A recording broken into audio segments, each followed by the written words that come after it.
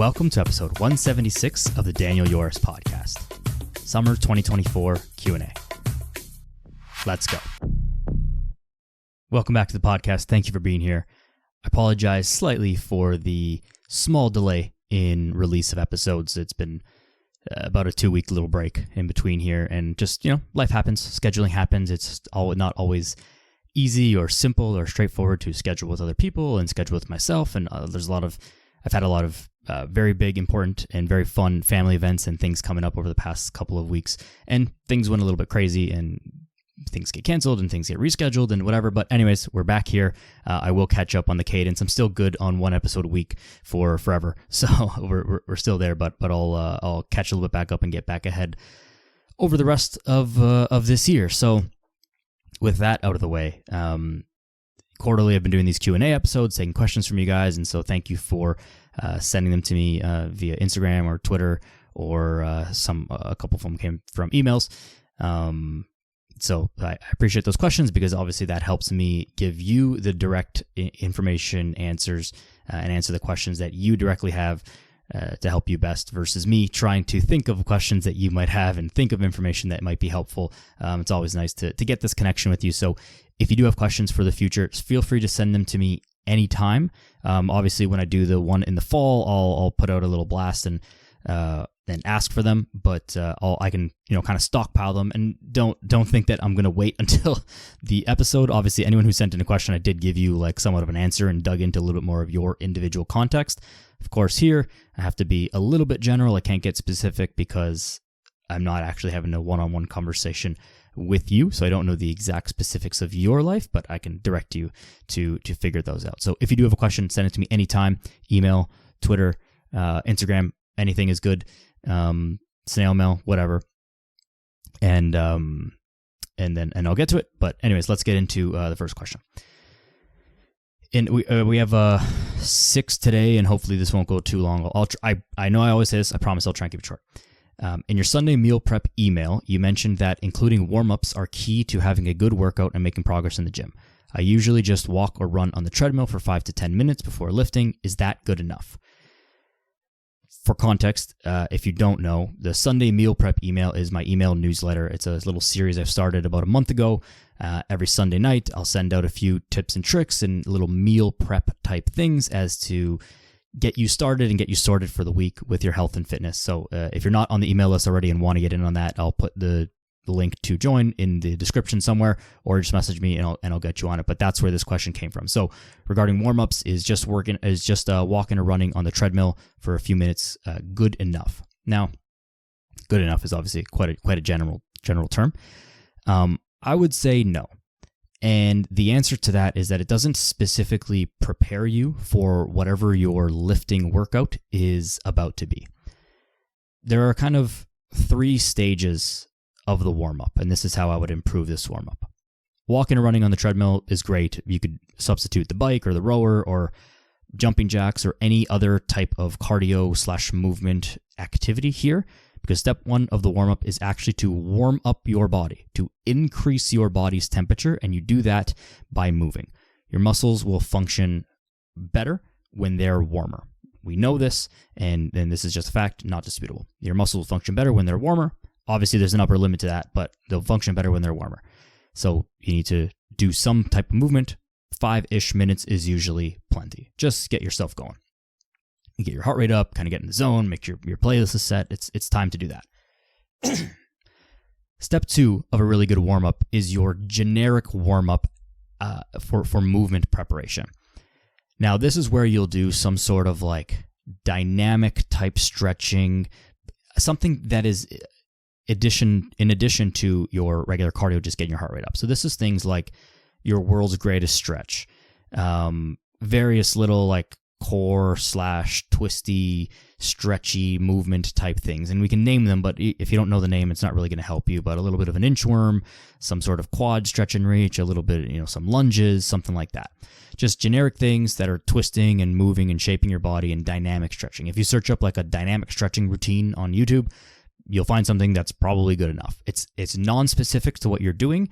It's just taking care of all those little knots in your body, make it specific to you of what you feel, get a little bit of twisting, get some bending, get some knee bending, get some weight in your hands, move up and down. Like that's kind of what you're doing. And we can name these exercises, but really they're just, random dynamic movements. We don't need to be stretching and holding and sitting on the ground and reaching for your toes, hold your hamstring, or do any of these stuff with your arm across your body. Like you don't need to do any static stretching, but dynamic stretching where you're moving through very full ranges of motion all over your body.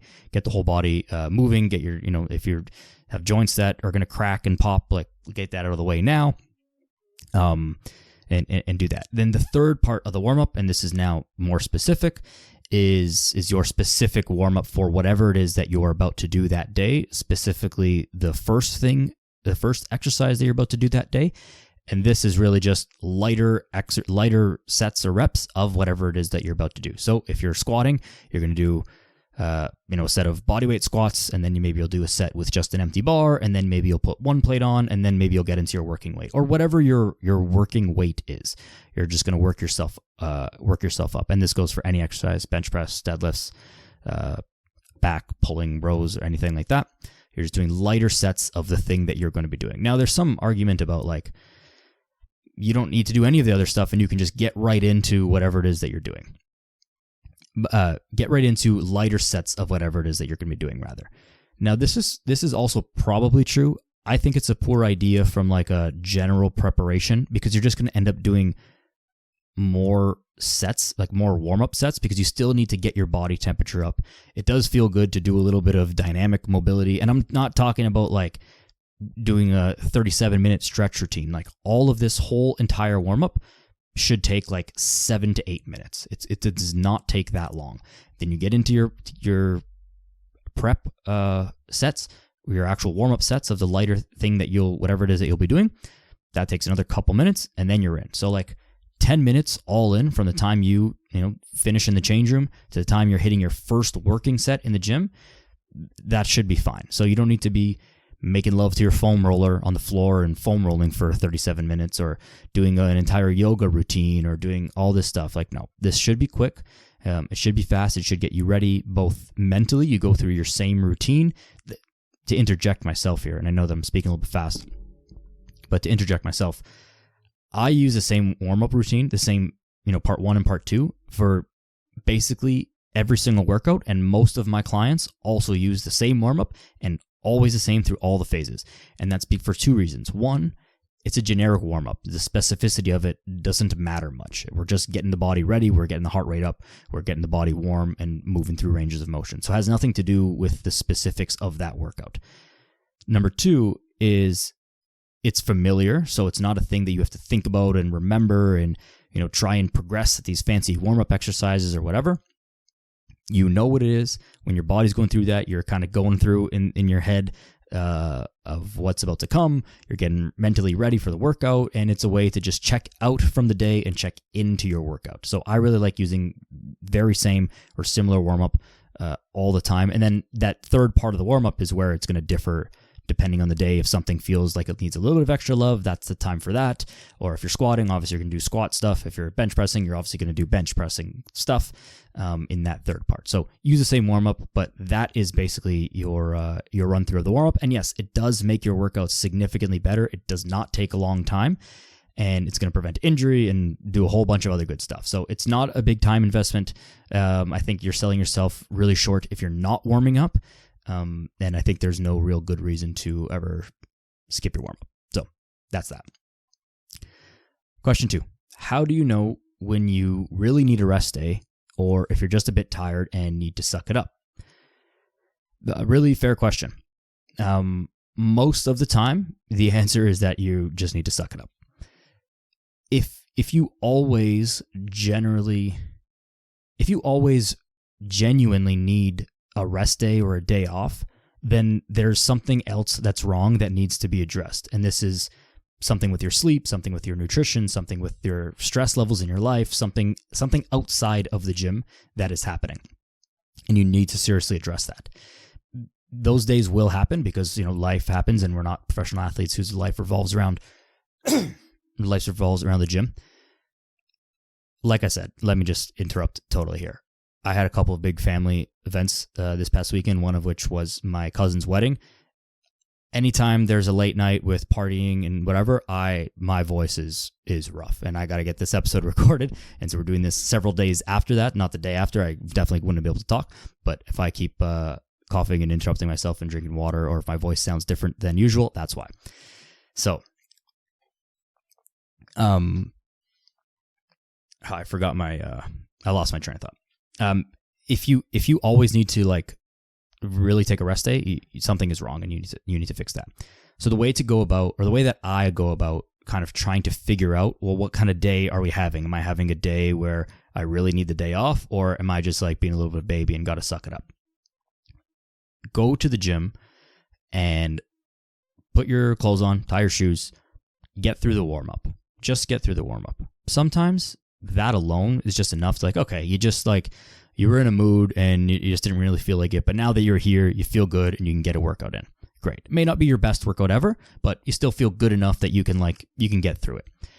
If after the warm-up, however, you still feel like you really don't want to be there mentally, your body is really sore, things are hurting, not like an injury, but like things just hurt and don't feel great, then that's the time when I'd say, okay, you need this rest day. And at that point, I know you already went to the gym, maybe just walk on the treadmill, go for a lap walking around outside out the gym, or just go back home and take a nap or whatever it is. So that's kind of how I'd go about differentiating that. But most of the time, if you're taking care of yourself, like you don't love the gym, and that's okay. You're going to have plenty of days where, shit happened at work, something happened with your friends or your significant other, or, whatever. And it's going to make you not feel like going to the gym. Just the same way those things might make you feel like going to the gym, they might also have the opposite effect. It depends on you as an individual and depends on what specifically happened. Those are the days where it's like, okay, you got to just remember why you're going to the gym. Remember, keep your goals in mind, like all of that kind of like goal setting, generic personal development stuff. Like remember all of those things, and then drag your butt to the gym, get through the warm-up, and chances are at that point you'll be like, okay, I can do this, like I'm good to go, and you'll get through it. Now again, I said this a couple seconds ago, but even if it's not your best workout, it's okay. Most of your workouts are not going to be your best workout ever. As much as we'd love that to happen, that's just not the way it's going to be. Maybe like, 10 to 20% of your workouts are going to be like, yeah, that was I crushed it today. I hit PRs, everything was feeling smooth, everything moved well, like I was on time, like everything was good. Like that's a very small percentage of your workouts, and you're going to absolutely cherish those workouts when they come. The 70 to 80% of your workouts are going to be just like, yeah, it was all right. I did what I had to do, made some progress, felt okay, but not amazing. And, I got through it. That's fine. That's going to be the vast majority of your workouts. And then there's going to be another 10% of your workouts that are like, wow, that was fucking rough. Everything felt heavy. Everything felt slow. Couldn't get into the groove. Couldn't get a mind-muscle connection going. I was doing back and I just couldn't feel my lats. I couldn't feel anything. And it's like, hey, you still chalk it up. It's still a good day. It's still a good day forward in the grand scheme of things. It's not your best, but it still works. So you're going to have those days, and it's okay to go through those days. So that's really how to kind of differentiate between when you need to suck it up and when you need to actually take a rest day. Now, again, it's hard to put like an actual number on this or frequency, but in general, I'd say if you're having a day like more than once a month where you're like, wow, I really just need a day off or a week off because I'm, so beat up and so tired and whatever, like you need to very strongly address why that's happening. Again, whether it's your sleep, whether it's your nutrition, whether it's your stress, like whatever it is, the reason that is for that, you need to address that because it's going to continue to hold you back and you're going to end up doing yourself a big disservice. Like it's going to do more harm than good if you're always pushing through these days where you really need the rest. So just keep that in mind if that's happening very frequently, like take the time off to address. But as far as I'm going on expanding a little bit here, but if you think about deload weeks and when you should put those, because that would kind of fit in this category. For most people, I don't use a deload week because life will give you deload weeks. Things will happen. You'll go on vacation. Your schedule won't allow for the gym. Like it's just, they're going to happen naturally. Now, if they haven't happened for a long time and you are feeling like, you really need the rest, it's okay to take a deload week. I just wouldn't plan them ahead of time. Like, 7 weeks from now, I need a deload.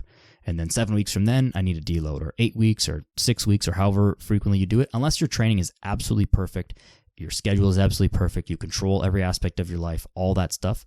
Unless you're that, which you're probably not, because again, not a pro athlete, you don't need to schedule in your deloads. You take them when you need them. And other than that, life will basically give them to you. So don't worry too much about that, but take it when you need it. Question number 3. How often should we be doing cardio-specific training? Is it okay to do it in the same workout as a lift? I mean, there's not a 100% answer here, right? Like, how often should you be doing cardio-specific? Twice a week is probably solid. At least once a week. I'd say at minimum once a week. At maximum, max, you could do cardio 7 days a week. Same way you could lift 7 days a week. I wouldn't really advise that, but you could do it. And if you organized it and monitored your intensity and your recovery, it would be fine. I would say this. For most people, like 2 to 3 times a week is probably good. 2 times is solid. 1 is going to be really slow. Your zone 2 type of cardio, which we've spoken about before.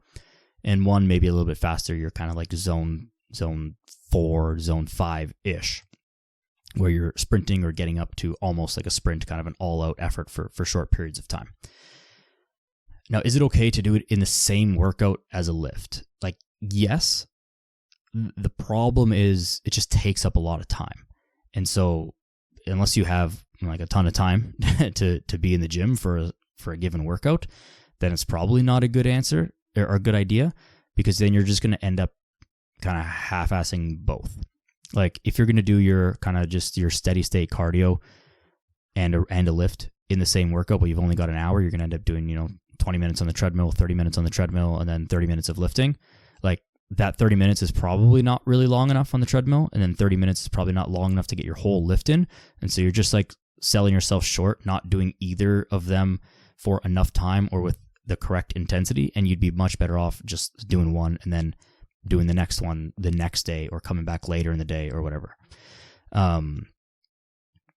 If you're going to do like a higher intensity thing, you would probably want to do it so that your cardio is first. Like, if you're going to do bike sprints or something like that, you would do that first.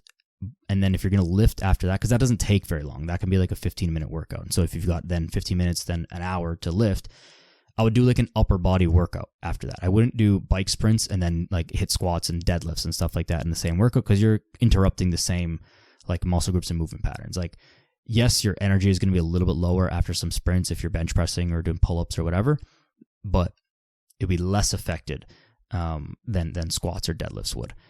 If you are going to do them back to back and you have like 2 hours to be in the gym, it doesn't actually matter whether you do your cardio first or your lifting first. What matters is that you prioritize the one that you care about more in that moment, or that you are prioritizing in your training. So whatever's more important. So if you're really focusing on your cardio and that's the thing that you're really trying to improve right now, do your cardio first for an hour and then do your lift. And if it's vice versa, do your lift first and then do your cardio after. It's kind of splitting hairs, and it's very context and individual dependent. But yeah, so to sum that up, how often? At least once a week. I think 2 to 3 is kind of the sweet spot. And yes, it's okay to do it in the same workout as a lift.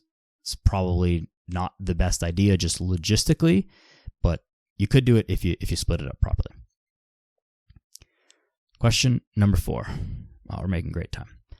How to tell if I'm at an actual weight loss plateau or just need to be patient? And if I'm at a plateau, how can I break it? Super good question. So how to tell if you're at an actual weight loss plateau where things are not moving? The first thing, if you think you're at a plateau, the first thing to do is to audit what you've been doing and double check that you are being as consistent and as diligent as you think that you are being. And this is not because you are lying to yourself on purpose, but it's really easy to, once you're kind of like deeper into a diet or into a training phase or whatever, it's really easy to kind of get going through the motions, and you stop being as diligent with things, and you think that you're still being on track by like little bits of, food and calories, and steps are kind of coming down a little bit if you're not tracking it. Food's coming up a little bit if you're not tracking it. And so you're not being as on point as you think you're being. And that's okay. So number one thing to do is double check, like reassess that you are being as on point as you want to, or as you think you are being. If you're not, then you're not really at a plateau, because you just like stop doing the thing. So you just kind of remotivate yourself, get right back on track, and then you should break your plateau, and that should be fine.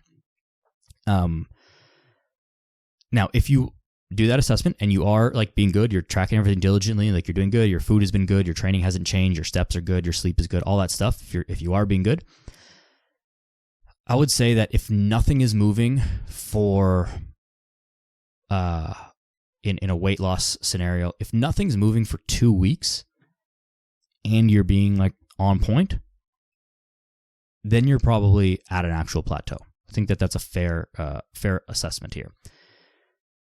Now, 2 weeks is not enough to panic, or not enough to like readjust or anything like that. But I would say, okay, you're at a plateau. Let's be patient from here, though.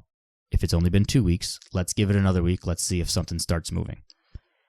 After 3 weeks, nothing starts moving. You've been patient. Now it's like, okay, well, what we've been doing up to this point is no longer giving us the same results that it previously was, because maybe you're no longer at deficit because of how much weight you've lost, and how the whole metabolism thing works, which is a whole other scientific explanation that is outside the time limits of this specific episode. So patience is kind of gone, and we need to make a change. So this is where we then reassess, well, where are your calories at? Can we drop this a little bit? Or where is your movement at, your cardio, your training? Can we increase this a little bit? Remember that in order to produce weight loss, we need to be in a caloric deficit.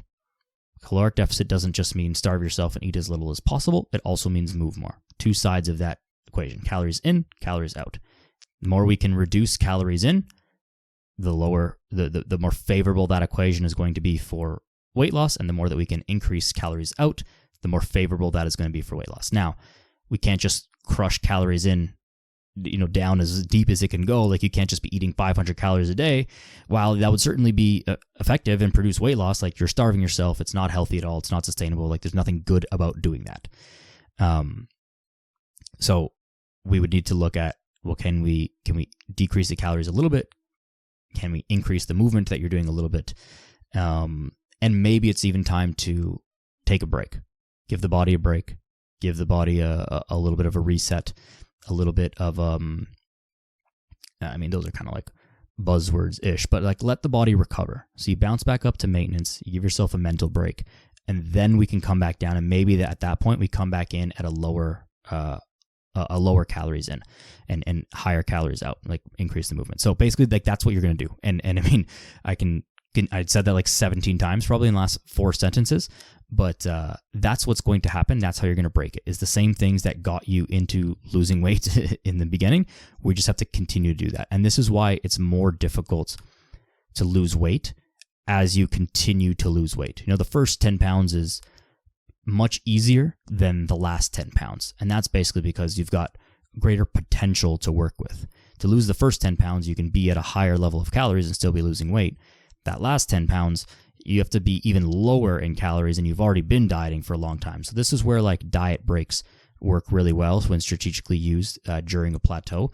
And it's to kind of just refocus, remotivate, re-energize, so that when you come back into the diet, you can actually push a little bit harder, and then for shorter bits of time. So that's how I'd go about breaking it. There's not like any, and I know that I'm like kind of the anti whatever supplement and tools and stuff. Like, there's nothing really that's gonna like help you, like doing some sort of fast or taking a supplement. Like, I can't even think of something that I could even tangentially justify that would be useful in this. It just comes back to like reassessing the calories and reassessing the whole equation to make it so that it produces the intended result. And there's a lot of tools and like strategies around that, but they're very, they'll be individual, and it's mostly going to be around your mindset and around your motivation and psychology of this whole thing rather than the actual tactics. Like, yeah, you could say drop it by 200 calories, but maybe you need a break because you're exhausted. And maybe that's why you haven't been as on point as you thought you were. And maybe that's why your steps have been lacking a little bit. And maybe your sleep has been affected because you've been in a deficit for so long. So this is where the break really, really comes in handy, just to kind of let your body recover, let your body kind of just relax, and your brain kind of just relax from this whole thing and the mental stress of thinking about it so much. Give yourself a week or two of break, and then you get right back at it, remotivated, re-energized, and ready to hit it hard again. Question number 5. Is it really that bad to skip legs? Yes. Listen, like I know people who don't train legs, and it's a funny thing to talk about skipping legs and guys skipping legs the same way girls don't train their upper body. Like it's equal. Honestly, I think girls train their upper body less than guys train their legs. So I think that things have flipped a little bit, and guys are being unfairly demonized for skipping legs. I also think that most guys, like as you get more into the gym, you enjoy training legs more. Like nothing is going to feel better than an upper body pump. Arms and chest, like you do that workout, that feels way better afterwards. But if you actually think about training, maybe this is just me, so maybe I'm wrong here, but I think that training legs becomes more enjoyable, and just speaking to ego, because you can just lift heavier weight. Like you can squat and deadlift like more than you can bench press. And so, slapping more plates on the bar, like writing down a higher number in your workout tracker, your workout log, like that feels better than writing down a lower number. So I think that training legs will feel better. But is it really that bad to skip legs? Look, I think yes, because you don't want to just neglect like part of your body. If you don't care about your physique that much and having a balanced physique, and you don't care about having really skinny legs, then I guess you don't have to develop it, but you should still develop that ability to move. You still want to maintain that. So maybe you don't have to train legs every week. Maybe you train legs once a week, or once every other week even, just so that you're still able to squat, you're still able to hinge, you're still able to lunge, you're still able to do these things, because it's very functional for your life and very important for your life to have strong, well-functioning, healthy legs. And some guys, to be fair, some guys have like naturally just pretty big legs, or like big enough so that it doesn't look like they have skinny legs, even though they don't really train their legs. And for those of you who are in that category, like, God bless you, because you're very lucky. And for you, maybe you don't need to train your legs as much, only because you don't want to necessarily grow them anymore. You should still want to get them stronger, but you can train them. You can get away with training them less. And so I can't believe I'm giving a justification to skip legs sometimes, but this is the reality. If you're caring about only your aesthetics and you like the size and shape of your legs, yeah, you can kind of get away. You can get away with training them less frequently, because it's way easier to maintain your gains than it is to gain them.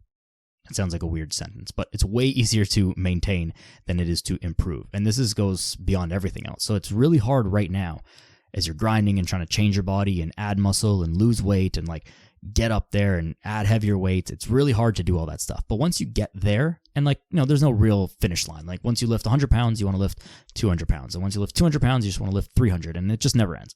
But once you get to a point where I'm really happy with my body, I like how much muscle I have, like it is so much easier to keep that, to maintain that level of muscle. It takes way less frequency and way less effort, because you can just kind of keep doing the same thing that you've been doing at a less frequency, and you'll be able to maintain it. So if you are at a point where, you like your legs, you're decently strong, you have no injuries, and like your lower body like feels good, your knees and hips and ankles and stuff, like everything feels good, you can go out and play sports and do stuff, like, yeah, you can kind of skip legs every now and then. You got to, keep up with it, and don't be a weakling, like don't go backwards, but you can get away with skipping it. And so, yeah, can't believe I said that, but it's the truth. Last one. We are making phenomenal time. Question number 6. I've been way more into running recently and planning to do a marathon in the fall. By the way, how is everyone, before I even ask the question, I'm so shocked by this recent craze of running. Like, we just all found running like the most basic form of exercise, and all of a sudden it's like people's entire personality, and I'm a runner and I have the glasses and the stupid little water vest and all this stuff, and here's my Strava score. There's nothing wrong with running. It's just very confusing to me how these trends come and people rediscover stuff that's not new and get very hype and very excited. But it's a great thing. By all means, be a runner and celebrate it. It's cool. It's very curious to me. So if anyone of you is like that, and you can explain this, euphoria about running to me, please do, because I'm curious. Anyways, I've been way more into running recently and planning to do a marathon in the fall. Do I need to keep strength training, and how do I add that in to all my running training? Good question. Kind of similar actually to the other one about adding cardio training in, but different because you're training for an actual event, like training for an event, training for a race, even though, this person is not a professional marathon runner, obviously. But you're training for performance. It's different than the regular cardio that the rest of us should all be doing because, just for general health and fitness. You're training for your race. So because that is your focus, your marathon training should take priority over your strength training. At this point in the fall, so they didn't say when exactly, but let's just speculate and say October. It's now July, so that's not that much time. This is not the time where you want to be increasing strength or muscle size. You don't want to be training that hard in the gym to be increasing strength and muscle size that close to when your race is, because your body's going to continue to change. Now, that doesn't mean that you don't have to strength train and still maintain that level of strength and muscularity, but you shouldn't really be changing your body this much. So twice a week training and short training sessions, just hitting the basics, hit your squats, hit your deadlifts, make sure you're getting some lunges, some single work. Do a little bit of upper body just to maintain that. It's not really going to help you so much in the marathon as a non-professional, but do some upper body as well. Your core is going to help you keep your whole body balanced, so make sure you're getting your core work in. But twice a week, if you can manage, and again, because you're not a professional, that depends on what your life schedule is. Can you add those 2 days of training in if you're doing your marathon training and running, 4 or 5 days a week? I don't know what the rest of your schedule is. So you've got to plan it around that. But your marathon specific training should take priority over your strength training at this point. But yes, you should continue your strength training right up to the marathon. Maybe you cut it out the week or two before as you're peaking for the event. But you continue to put it in. Full body workouts, because it's less overall stress on your body, so it's not going to take away from your recovery and all that stuff. Full body workouts, hit your legs, hit your abs, hit your upper body. Once a week at least, I think is fine. 2 times a week would be nice. Hitting different muscle groups. Don't need to necessarily take anything to failure. You're not trying to go crazy. You're just trying to maintain the strength and movement that you have. So nothing to failure. Higher rep ranges are going to be good for you. So your 15 plus rep ranges, because you're working on muscular endurance. That's going to help, although you're doing a lot of endurance work already, but different with some weights. So higher rep ranges will be good for you. Also, probably less injury likely because you're not pushing that heavy. And that's not saying that if you're a runner and training for a marathon that you should never lift heavy. It's just that in the kind of final stages of prep before the race, which I think that we're kind of in now, assuming it's September, October, your strength work should have been done a couple of months ago. And in the earlier stages, in the spring is when you should have been lifting heavy, building up your strength, building up your muscle size if you want to do that, but building up your strength more specifically for running. And then you don't need to continue to add more strength. It's not going to help you past a certain point for performance. So this is when you'll be doing your higher rep work. But yeah, keep me updated on how it goes. I've trained a couple people through marathons and triathlons and whatever, and they've all said that the strength training really helps them feel comfortable in the race, really helps them recover after the race, and especially just helps them with dealing with I've never run like a long distance race like that since like elementary school cross country, but that's not even that long.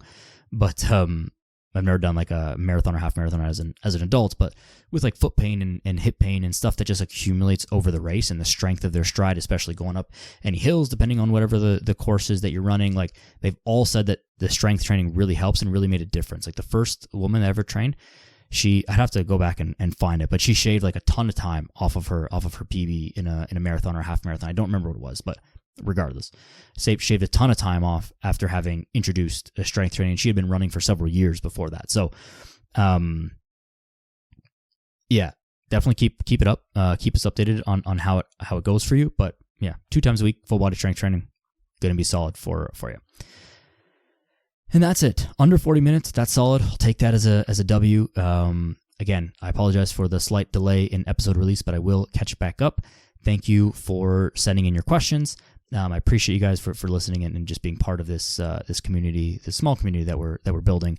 And I'll try and get some more community like stuff going and whatever. But I got to figure out how to do that.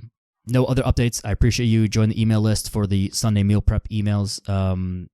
Workout programs coming end of the summer, beginning of the fall. That will be standalone, so you can do those on your own without coaching or with a group. We'll see. Let me know what you like. If you have any questions about anything, you let me know. You know how to reach me. Subscribe to the podcast. Share with a friend. All those good things. I appreciate you very, very much. Go outside. Be a good person. See you next time.